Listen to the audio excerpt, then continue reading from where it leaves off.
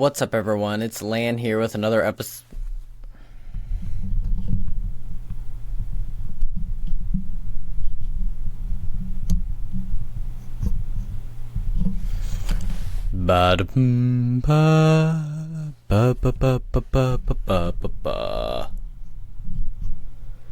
There we go. Hello.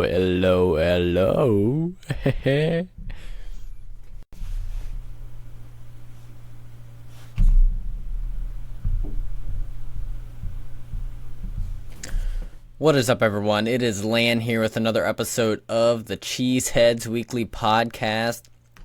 I'm here way late on a Saturday evening, August the 3rd. This is family night for the Packers, and so I'm excited for that, and we'll go over, a few things, training camp related, and some things to watch going into family night. Before I get into that, just quick reminder, we do have some polls every single week on Spotify, which is kind of where we get most of our listeners are. So poll there every single episode, which is normally every week. And also you can leave a comment there as well. That would be great. And comment a question if you want to. You can also do that on YouTube, where the show is available in video form. Show is available just about anywhere you get podcasts. And on YouTube, hit that follow or subscribe button wherever you're listening. That really helps build the show. You can also leave a rating on Spotify. You can rate and review on Apple Podcasts. That would be great as well. You can also follow me on social media at Cheeseheadz_weekly. On X, it is at Cheeseheadz_W.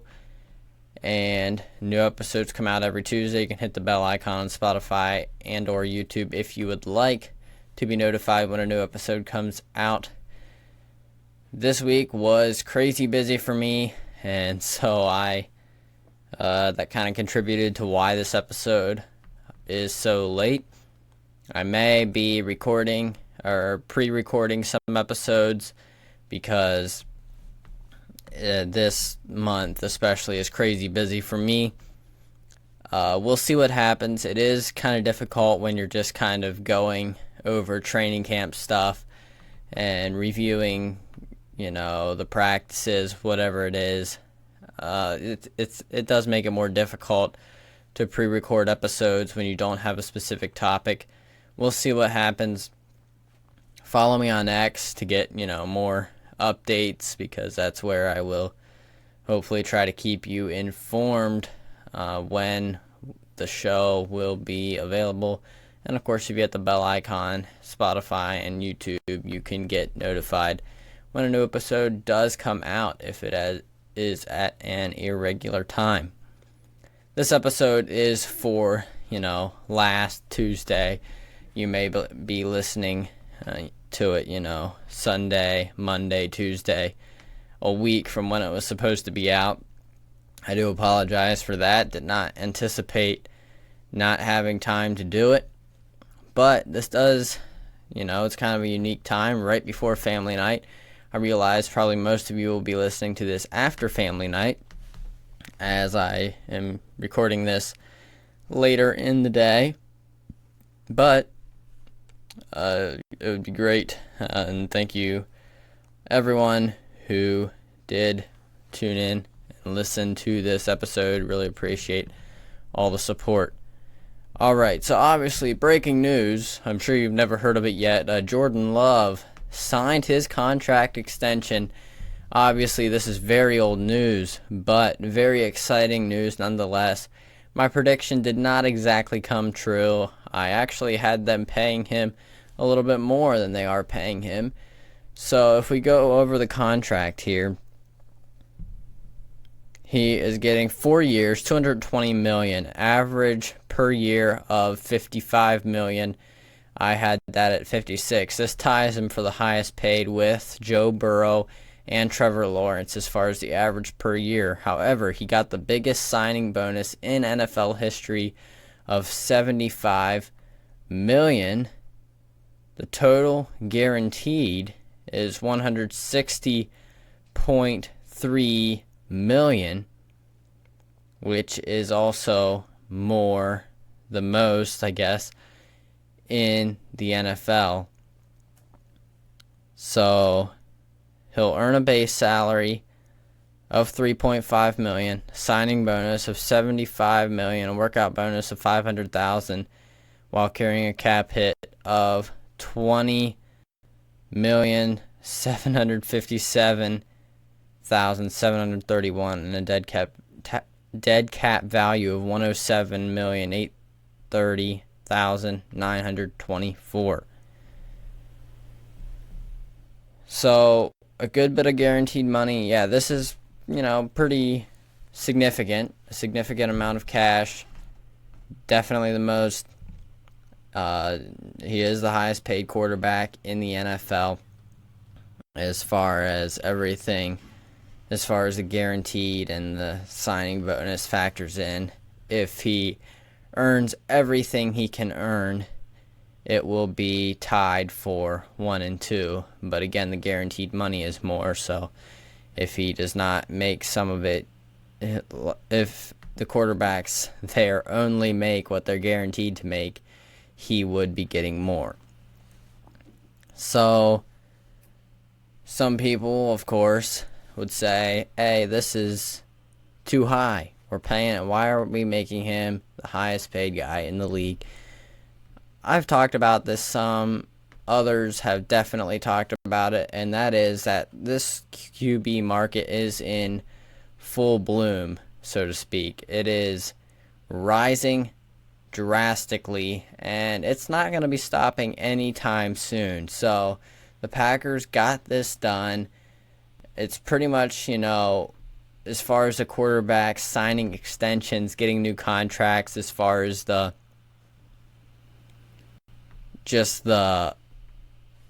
signing of extensions of new contracts, it's really just kind of next man up at this point. Jordan Love was the next man up. He was a great next man to be up. Great quarterback. Had a great season. It's only one season, you say. Yes, but it was a great season. Packers are paying him for what they expect him to do in the future, and they expect great things from him in the future. So, overall, I think this is a great deal. I like it just because it means the deal is done, and Jordan Love's back at practice, and so we're getting those reps in. We're getting ready to make a run here this coming season, and so I am all for it. I am pumped, ready for the preseason, ready for family night tonight. And by the way, family night is streaming live on Packers.com, the official website of the Green Bay Packers. Check it out. You can watch family night for free wherever you are, online on the Packers official website, Packers.com. That is fantastic, and I cannot wait to tune in. Never watched it before. Obviously, I do not come from Wisconsin, and or at least I do not live in Wisconsin. Never have lived in Wisconsin, actually. And so I cannot, I'm not going to be at Lambeau or anything like that. And obviously I can't watch it on TV, not local, because I am in Pennsylvania, not very close to Wisconsin. So, this is just fantastic news for all you fans that are not in or around Green Bay. And I am really excited for that. I mentioned on X that this week's episode was going to be short, was going to be way late, probably a little shorter as well. But I did still ask for some questions and got a fair amount this time, including one from last week that I will address as well. So we will get into that and then kind of get into a few training camp notes that I would like to mention. First question here is from Mafia Members Podcast at Mafia Members Pod on X. Check them out. Give them a follow. Great pod about the Buffalo Bills if you're into that. Probably not because you're listening to Packers podcast. Still a great show, and I'm sure he would appreciate any support you can give him. The question is, what would be a successful season for Green Bay? NFC Championship game, Super Bowl. A few suggestions there. To me, a successful season for the Packers would be to just continue building on what they did last year. I mean, if they can get to an NFC Championship game, I'm happy. No one expected the Packers to be here where they are right now. I think the Packers were hoping the way they built this team, the way, they drafted and everything, and with Jordan Love starting for the first time last year, they hoped he could be the real deal and continue building on it this year. And I think they kind of hoped their Super Bowl window would be more next year, 2025-ish. As it turns out, the Packers seem to be the new hotness. People are picking them, dark horse Super Bowl candidate. Some people even think they're Super Bowl or bust at this point, especially with the new Jordan Love deal. I don't necessarily think that. Obviously, the expectations around the league are sky high. People might be disappointed if they only get to the NFC Championship game and lose there. To me, that's a win. It's better than last year. We didn't expect what happened last year, and so anything that happens that's better than that is going to be a big win this year as well. Obviously, Super Bowl would be great. NFC Championship game win would be great just to get to the Super Bowl, but overall, as long as they continue to build on their success, the young players can continue to grow, they continue to get better as a team, and can keep the band together, for the 2025 season, I think that will be considered, to me, a successful season for the Green Bay Packers. Now, we have some, training camp related questions here, more so. And we got one from the Cowboy Reg at Irish_Cowboy88.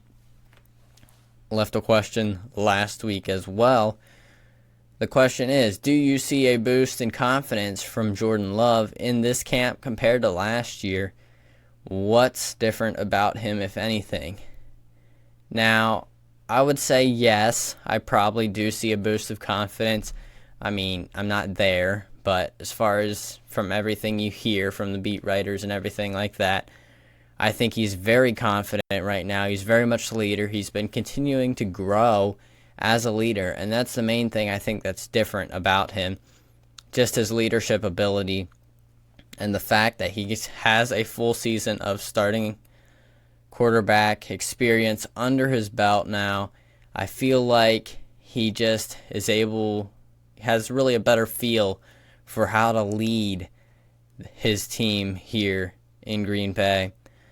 And obviously, he's going to be more confident because he's seen now, wow, I did that last year. I was able to lead my team to a wild card victory over the Cowboys and come close to beating the 49ers. Now, I think we can do that again. I think we can be better than that. I think we can make a Super Bowl run. So, yes, I do see more confidence, but it's still very much that humble, quiet confidence. I don't see any arrogance from him at all. He says all the right things in press conferences. He is very, very just well-disciplined as a person, as a leader, as a player here, and just as a leader in the locker rooms, most specifically here. So, yes, I do see a boost of confidence, and I think the difference in this year as compared to last year, specifically during the offseason, is just his growth and leadership ability in the locker room, on the practice field. and just really off the field and around the team. Whatever he's doing, his leadership is really off the charts, and I think all the players in that locker room really respect and just are really happy to be able to play for him and with him. Next question, says_me, at says_me1. Great account on X. Check him out. Give him a follow. The question is, who's rising up as the wide receiver one? This has been the question for Packers fans and non-Packers fans all off-season long. Now we have training camp, so we can see this competition, in full swing.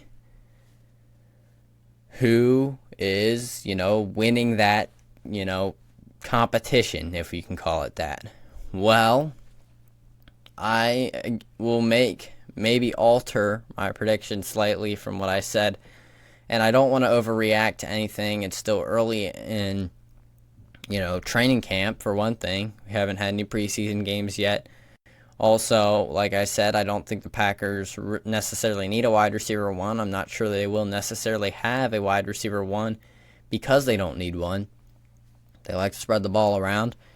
And that's kind of been evidenced in training camp. There has been a lot of buzz behind Romeo Doubs. Kind of Ben Love's go-to target.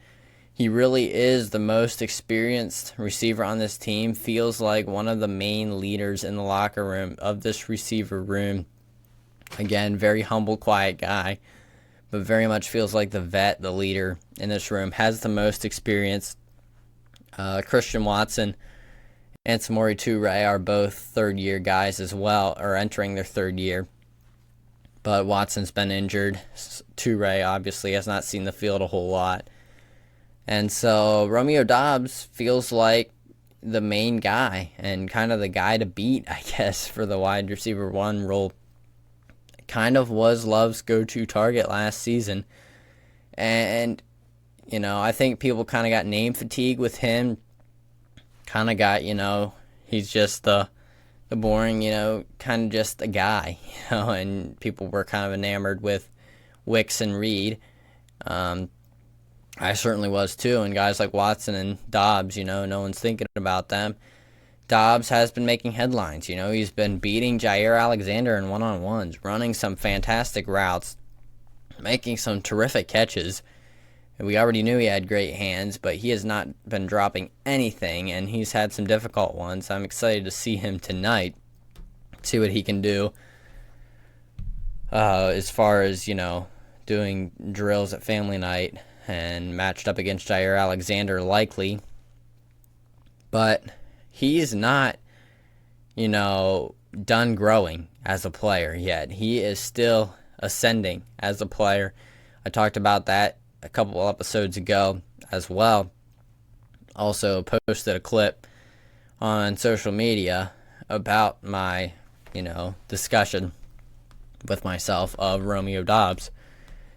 Who I think is very much still on the rise, still getting better, and I think he can continue to improve as a route runner and continue to become that main number one target for Jordan Love in this offense.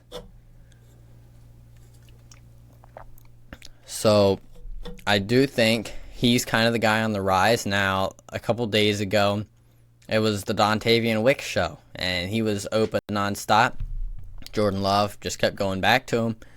Had probably at least 5 catches in practice from what I've heard. And just big play after big play. And I feel like there's probably going to be a day like that for Jaden Reed, and probably a day like that for Christian Watson. Maybe a day like that for guys like Bo Mountain or Grant DuBose as well, because that's how talented this receiver room is. And there's going to be days like that, but I do think, based on last season, based on, so far during training camp, I do think Romeo Doubs seems to be the guy right now, and my guess is he will be the guy.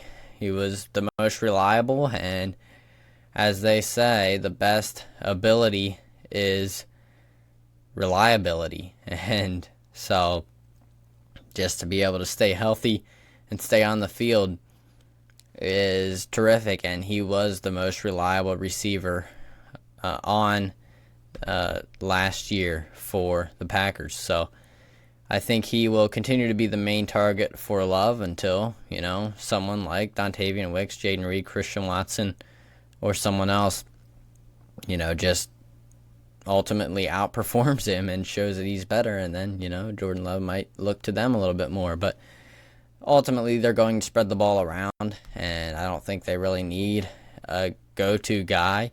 You don't want to be going to one guy all the time anyway, or teams will start focusing on them too much. But the fact is, if teams do start focusing on Dobbs, you still have Dontavian Wicks, and you still have Jaden Reed, and you still have Christian Watson. And the thing is, most of the time, you're not even going to have all those guys on the field together. So it's kind of crazy how good this receiver room really is. Next question, at JerkFactor13 on X. Be sure to check him out. Who's taking second team running back reps? Has Lloyd passed Dillon yet? Now, as far as who's taking second team reps, I think that's been a few different guys. My guess is it would be probably A.J. Dillon with maybe Emmanuel Wilson rotating in, as Marshawn Lloyd has been down with an injury. He just returned on Tuesday, July 30th, from with that hip injury that he suffered, I guess, at the end of OTAs, or I'm not sure, maybe it was an off-the-field issue, but came back for his first training camp practice was Tuesday, and he's definitely been flashing right out the gate. The problem is, so have A.J. Dillon and Emmanuel Wilson, and I think Emmanuel Wilson specifically has really looked the best of any running back, including Josh Jacobs, in camp. Now, I don't think Josh Jacobs is going to get his role taken from him, especially as much as he's being paid and everything. Probably still, shaking off some rust and everything. But Emmanuel Wilson has had some really great runs, showing off some burst and explosiveness, something we saw last year in the preseason, having another great offseason. That's exactly what you want to see from him. And I am a huge fan of Emmanuel Wilson. So Lloyd has not been on the field a ton, but the few times he has been on the field, he showed off the hands, he showed off some burst, showed off, some good vision a day or two ago at practice, and, broke off a 50-yard run. It sounded like Corey Ballantyne may have had a chance to make a play on him. So it's tough to know without it being, real tackling like in a game. But ultimately, he read it right, made a nice cutback right through to the hole and was able to get through for 50 yards. So, yeah, Marshawn Lloyd definitely looks really good. He looks the part, very smooth, very explosive, very quick. And his receiving ability seems to be good too. I know he's someone the Packers are really high on and want to give him more reps. Hopefully give him a good many reps during the season as well. So I'm very excited to watch him as well. I do not think he has passed Dillon yet, because Dillon is the veteran, can probably pass block a little bit better, whatever. And also, A.J. Dillon has, he's got some praise from the coaches. He's looked more explosive. And some of the beat writers that I follow as well have said that A.J. Dillon really looks more explosive. He doesn't look quite so heavy-footed. He looks like he's actually, instead of just running up to the line and running into someone, he's hitting gaps, exploding through them, and looking a lot quicker than he has in the past. So I don't think any of these guys are going to be an easy out, and I'm actually very interested to see how this all shakes out with Emmanuel Wilson performing so well as well. I don't think they're going to keep 4 running backs, so could be very interesting to see who they end up keeping and who ultimately wins the number 2 job behind Jacobs. But I think anything behind Jacobs is really up for grabs at this point with how well all these guys are looking, especially Emmanuel Wilson. I didn't expect him to be as much in this competition, but I think he very much is, or could be. He's probably the guy that wouldn't be. They drafted Marshawn Lloyd pretty high, brought back A.J. Dillon, and he's been in that role before, and the fact that, coaches are giving him all kinds of praise is obviously very nice to hear as well. But Emmanuel Wilson definitely is putting himself into that conversation with the camp he's having. So I think it's honestly going to be a lot of rotation as to who gets those number 2 reps, because all those guys seem to be pretty similar. But as of late, I think it's been mainly Dillon, probably some Wilson, and I'm guessing maybe Lloyd has been getting rotated in as well now that he is back from injury. But thanks for the question. That was definitely great to be able to answer all those questions. I appreciate y'all for continuing to give that support to the show on X. And so check all those guys out on X, and I'm sure they would appreciate that as well. All right, now on to some training camp notes. Again, family night tonight. Let's go over the kicking competition. Now, this is kind of big. Greg Joseph seems to have gained a marginal, if not fairly substantial, advantage in the kicking competition.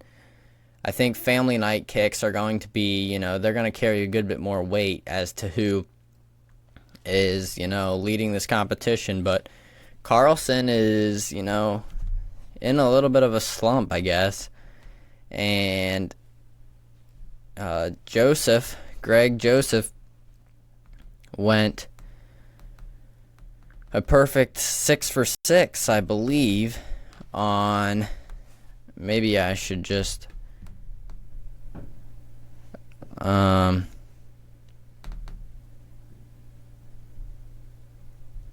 yeah, I'm not sure here. I'm not gonna, basically, Greg Joseph has now only missed 2 kicks, 29 for 31, 93.5%. Carlson has missed 6 kicks now, 80.6%, 25 for 31.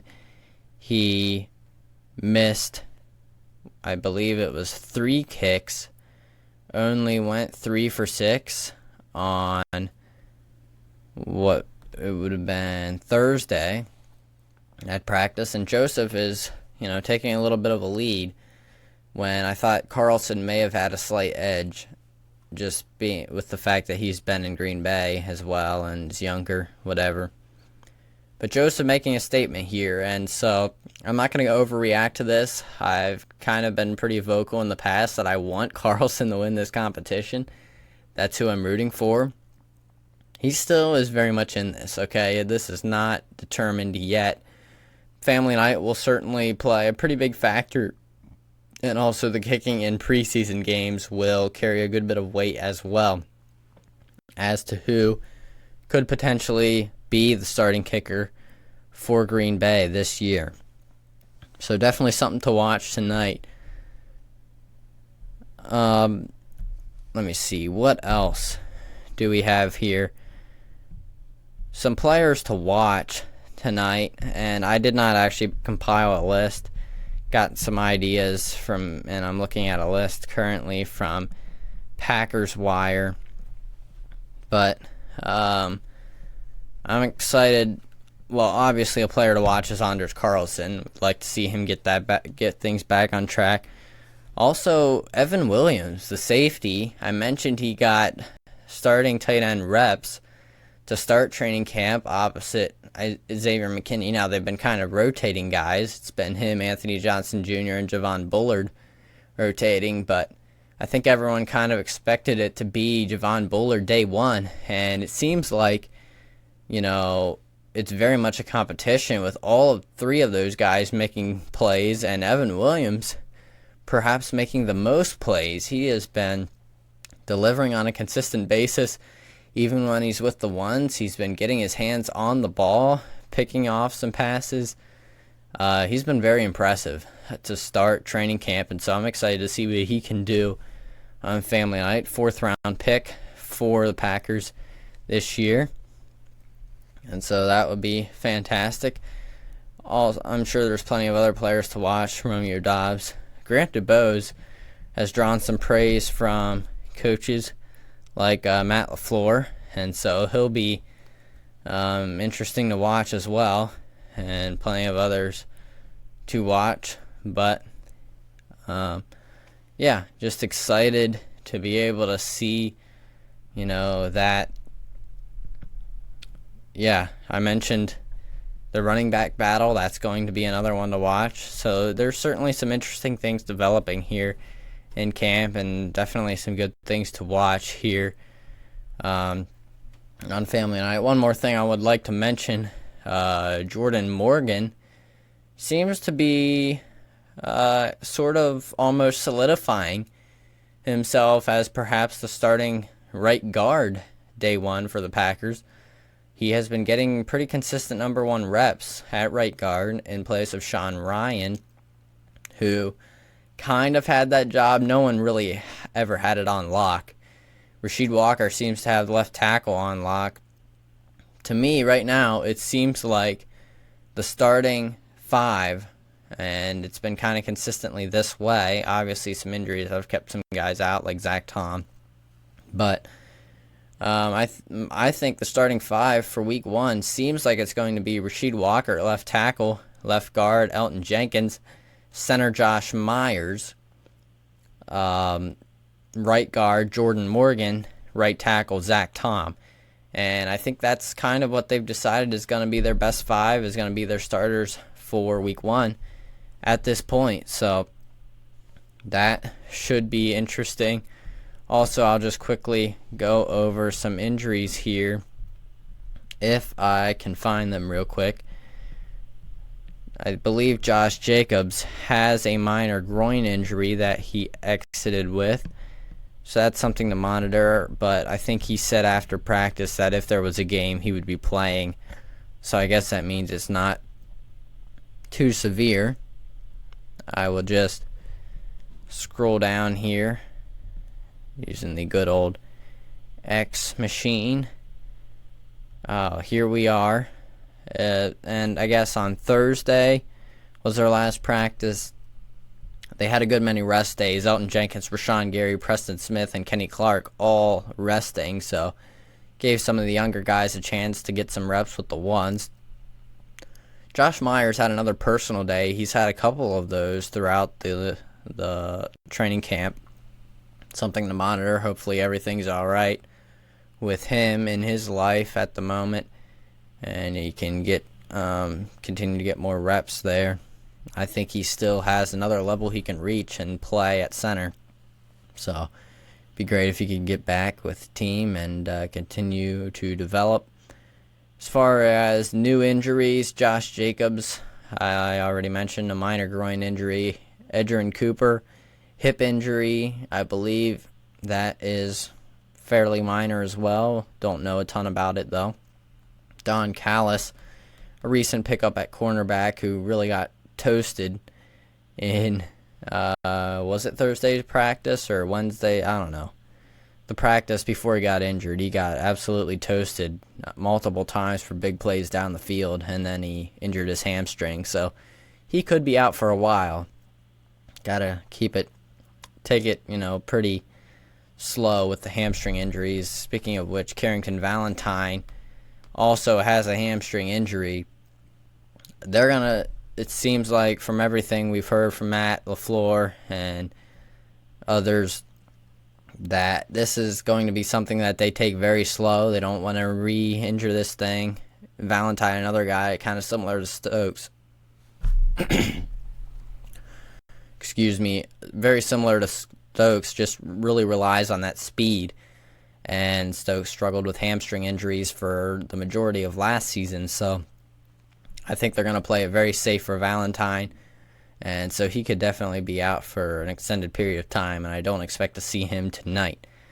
Donovan Jennings still out with a knee. Deslin Alexander with a lower leg. Keyshawn Banks with a groin.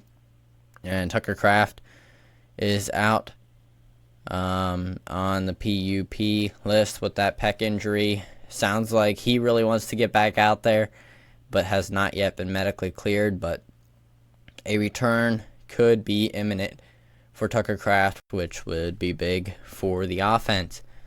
Just, one more weapon to get out there on the practice field and take, some of those reps, get them reps in. All right, well, I think I said this was going to be a shorter episode. It ended up being, pretty normal length, 35-ish minutes. Appreciate you all listening and all the support. Thank you to those that sent in questions. Really appreciate that. It makes things a lot of fun to have that discussion on the show. Hope you enjoyed it. But, as always, thanks for listening. Be sure to tune in to Family Night, Packers.com, their official website for that live stream. And I will give my reactions on next week's episode of the show, which may be, almost certainly will be pre-recorded. So, be sure to check that one out.